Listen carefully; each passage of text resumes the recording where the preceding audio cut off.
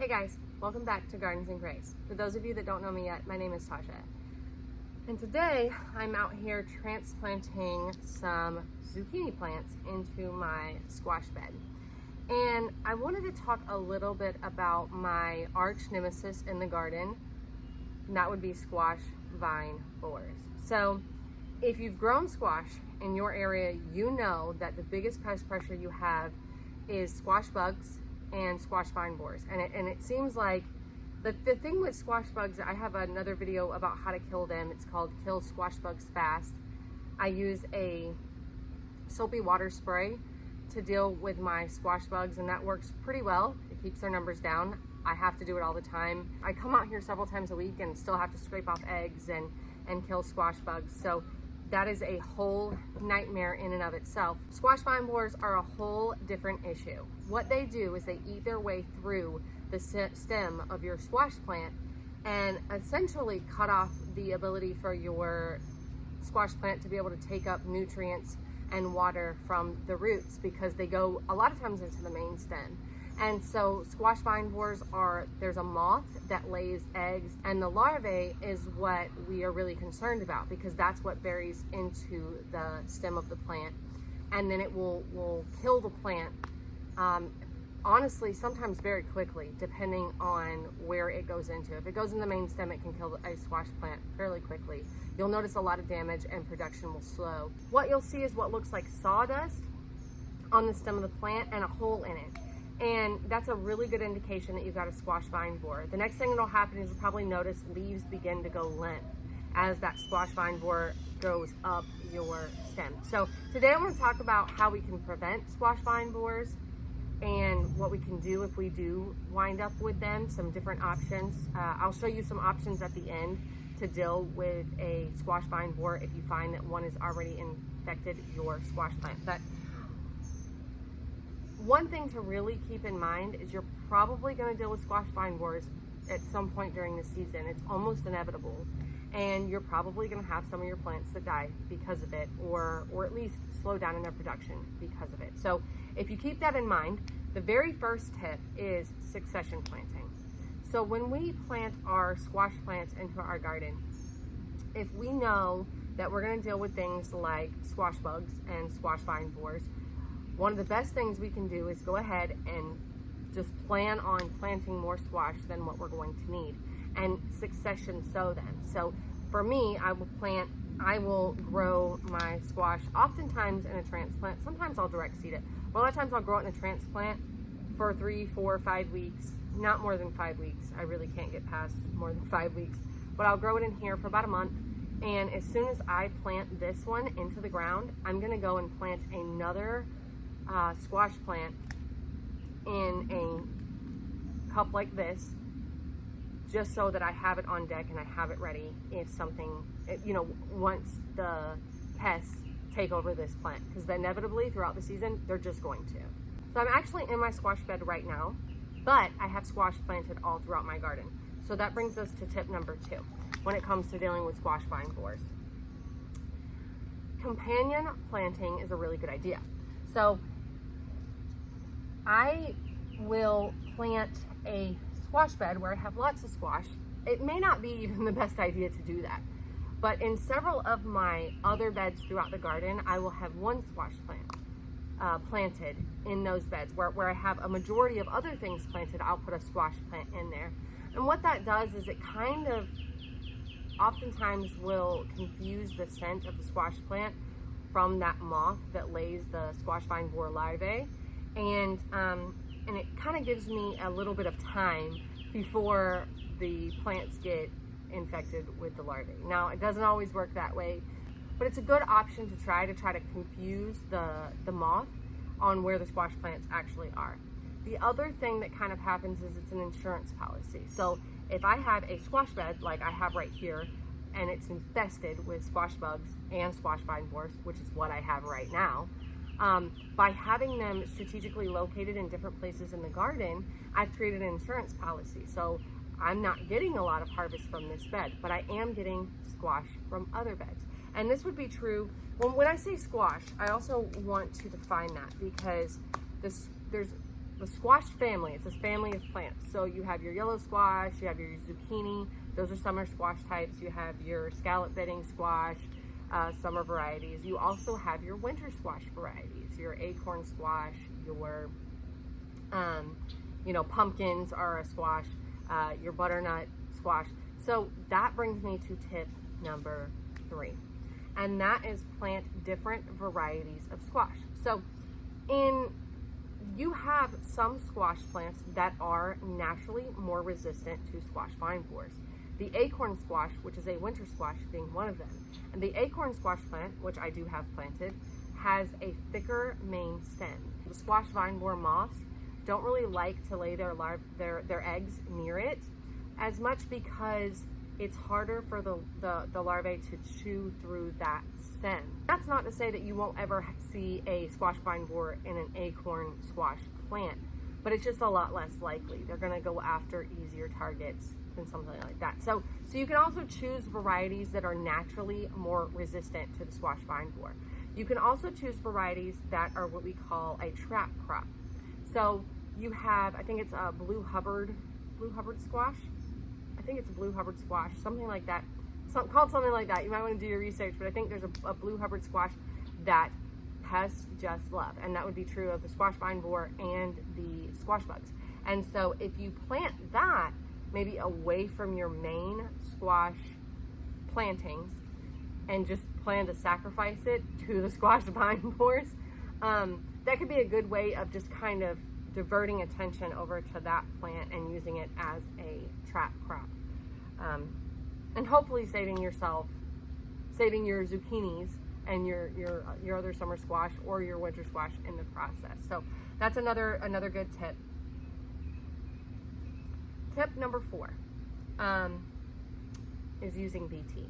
Now, BT is an organic product. It's something that's naturally occurring in the soil. And the moths that lay the eggs for the squash vine borer do not like BT. Also, if the squash vine borer comes in contact with the BT, even at the larvae stage, before it enters your squash plant, it will kill it.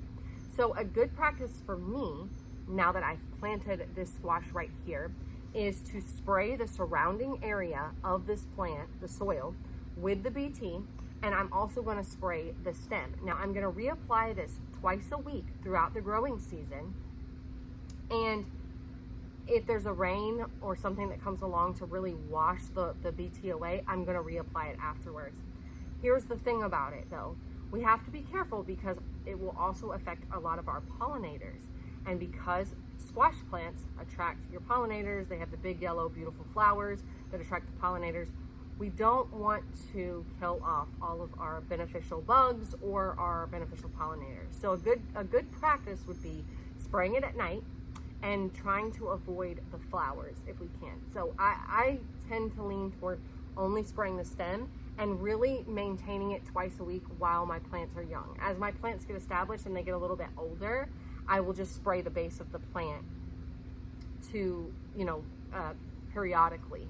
But I don't tend to worry about it as much once they get into production, because by that point I've got new plants ready to go into the ground if something were to happen to the ones that are producing. So that's kind of the way that I do it. You can definitely do it differently than that. But just a good practice would be spraying BT, applying BT to the surrounding soil and to the stem of the plant. So applying BT to the surrounding soil, I do it at planting, which is what I did right now. Now this has already been fertilized. I've already, fertilized the space before I put the plants in, and I've already watered the soil before I planted it, so I'm not going to water it right now. It also rained yesterday, so the soil is really moist. But I'm going to apply BT, and this is just mixed up in a squirt bottle. And I'm going to apply it around. I just applied it around the soil. I'm also going to apply it to the plant directly itself. I'm going to come out here in a couple of days and do it all over again, unless it rains in between then. After a rain, I will do it right away to just try to prevent that moth from coming in. A lot of times I do see them after rain, weirdly. I don't know why.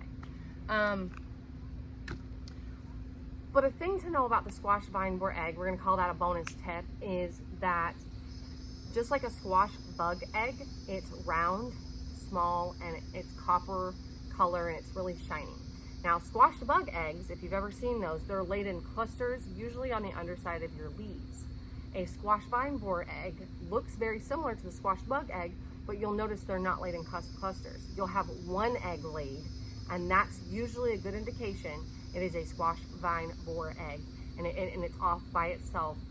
Oftentimes I notice that they're on the top of my leaves. Sometimes they are on the underside, but a lot of times they're actually on the top layer, or on the top side of the leaf, not the underside. So the way that you would deal with a squash vine borer egg is just to squish it and pull it off of your leaf. So bonus tip, deal with it at the egg stage and you won't have a problem. I'm going to show you guys that. But first I want to show you what squash vine borer damage actually does look like, so that we can correctly identify what we're dealing with. So I'm going to turn the camera around and I'm going to show you some examples. I have some in my garden, unfortunately, and I've already pulled out several squash plants. My heart is really broken about that. But before we get to that part, I do want to give you one more tip on kind of the prevention. So tip number 5 when it comes to dealing with squash vine borers is planting at times when they are not active in your garden. Now, a squash vine borer in my area, sometimes I will get 2 generations of them in a growing season because I have long growing season. A lot of places it's 1. So I know planting in July is a really good practice for me in my area, because a lot of times I will miss the squash vine borer just by planting in July. And then I can have a harvest later in the season. Early in the season, when I plant in the late spring, when I plant in the summer, I'm really just going to be battling squash vine borers. It's something that I have reconciled myself to, but I still continue to grow squash. Maybe at some point I'll stop trying to grow them throughout the summer and only grow them, start my plantings in July. But as of right now, I still grow them in the summer. But I know that when I plant them in July, when I start them off in July, I've usually missed, at least for the most part, the squash vine borers. I have a lot less pressure when it comes to those. I also have a lot less pressure when it comes to squash bugs once it gets later into the season. So that's just something that I found for me in my area. You would definitely do your research on where you are to know when squash vine borers are active in your area and when, what that window of time would look like to miss them. So again, I'm gonna go ahead and turn the camera around because I want you to see what that damage looks like from a squash vine borer, and then I'm gonna show you how we treat it. If we find a squash vine borer has recently found its way into our plant, there is something we can do to hopefully kill them off. So this is what squash vine borer damage looks like. Like I said, it looks like that sawdust. You can kind of see that here along this stem. I tried to save this plant. It was too far gone. There was too much damage to it. So I do have to just pull it out. I wonder if there is a squash vine borer in here that we can see. Look at that, guys. That is a squash vine borer. So you can see that wiggling little ugly thing right there is what caused this damage. And it rooted into the plant, it rooted into the main stem, it buried itself into the main stem of the plant and caused it to die. Essentially what it does is it chokes out the nutrients and the water. So this plant, although it was being watered, although it was being fed, essentially starved to death because of this little booger thing right here. I'm gonna dispose of this, get rid of it out of my garden. If you do find these, you definitely want to kill them. You definitely want to get rid of them, and you definitely want to get rid of the plant that is with it. Now, what you'll also notice is because of all the damage on this plant, squash bugs like your healthy squash plants too, but you'll notice there's a lot more squash bugs. These are squash bug nymphs. They're not adult yet. They're not grown squash bugs yet, but you'll notice a lot more squash bugs on your sickly plants than you will your healthy ones. But yeah, that little booger right there, squash vine borer. So here, what we're gonna see is a young squash plant that has recently been infected by squash vine borer. And hopefully you can see that in the camera, but I came out here today and I noticed this sawdust. I noticed this sawdust here, and there's a hole. So I know that there is a squash vine borer that has recently made its way into this squash plant. So I have a plan to deal with it. It's something I'm trying for the very first time this year. I'm going to show you guys what it is.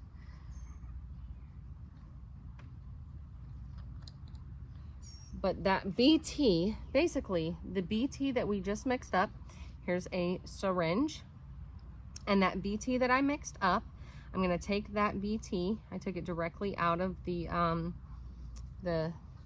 bottle, put it into the syringe. This has got an actual needle on it, and I'm going to inject it into the growing stem of the squash plant.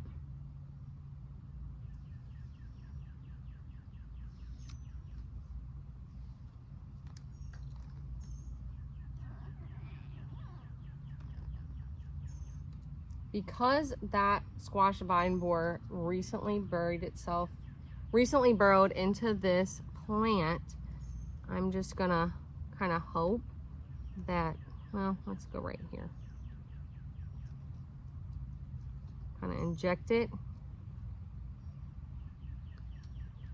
And hopefully that will kill off the squash vine borer.